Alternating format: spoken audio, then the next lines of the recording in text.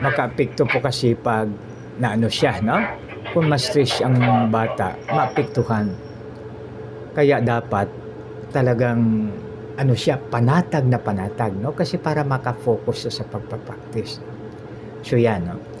So malayo pa lang nagpa-practice na upang pagdating ng panahon na maging maayos po ang lahat, no? So yun ang maganda pag tayo ay pagsundin ang batas, no? Ang pa-practice.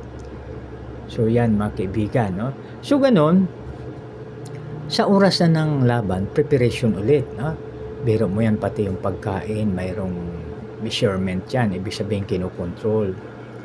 Tapos yung bawal maglakwat siya, no? Kasi preparation, no? Tapos ang tulog dapat kumpleto para pagdating ng actual na competition. So malakas, no? Ibig sabihin maging maayos ang lahat, no? So yan ang maganda pag sundin ang batas. Yan. So pag halimbawa praktisado, so pagdating ng laban, walang problema kasi maganda ang lahat, no, na aspeto sa buhay, no. So ngayon, pag i-apply natin sa family naman, no, ba sa mommy at daddy. Siyempre ang mommy at daddy, pasalamat po tayo sa government ngayon dahil require bago magpakasal yung mommy at daddy, mayroon munang tinatawag natin na counseling, no? So may counseling muna, ibig sabihin ginagabayan. Parang family planning yan tawag doon, family planning, no? So ngayon, doon sa proseso na yon, siyempre makapag-isip-isip na po yung mommy at daddy, makaplano na sila, ha? Makaplano na sila para maging maayos po ang lahat, ha? So, siyempre kasama na yon yung pag-ipon. At saka alalahanin natin mga kaibigan, mayroong panahon para sa lahat, ha? So, mayroon na panahon na grabe ang pagtitipid ng family. Kasi natural lang yan, no? Kasi bigyan po kayo ng halimbawa. So, halimbawa, ang anak ay mayroong project, no? So, halimbawa, ang ngayon, ang isang litro na soft drinks ngayon, halimbawa, ipagpalagay natin ay 100, no? Halimbawa, 100.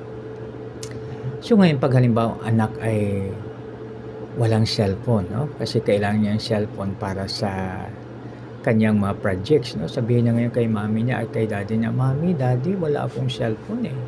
Kailangan ko po ang cellphone para makapag-ano ako kasi wala naman po tayong laptop halimbawa, no?" So ngayon sa pagkakataon na yon, so anuhin siya, no? Sabihin halimbawa mag-meeting yung family, sabihin ng daddy at saka mami, "Ma anak, magtipid muna tayo ngayon, wala muna tayong soft drinks, no? Halimbawa ang cellphone ay halimbawa na nga 4,000, no? So paghatiin mo yan sa yung 4,000 eh, 40 days, no? So sabihin ng mami at daddy, "Ma anak, 40 days wala tayong soft drinks, ha? Kasi yung 100 ilaan natin para sa cellphone ng kapatid nyo, no?" So pag magpayag ang membro ng pamilya, masaya, ha? Kasi hindi na nila kukunin doon sa ibang budget, kundi kukunin nila sa pagtitipid. So, ibig sabihin na soft drinks na naman kukunin, so wala namang problema kasi mayroon namang tubig, di ba? So, sabihin niya, basta lahat ng pamilya inform na tapos magkaisa. Kasi pag magkaisa ang family, napakasaya, no? So, ibig sabihin na napakaganda yung ano niya, no? So, yan, no? So, pag halimbawa na ipon na yung 4,000, so magbili na ng gadget yung bata para magagamit niya sa kanyang pag-research. So okay na siya, ha? So ibig sabihin, yung family budget ay hindi naapektuhan masyado dahil kinuha siya sa pagtitipid. Ibig sabihin sa budget na, no? Kaya napakaganda mga kaibigan pag yan po ang ating gagawin.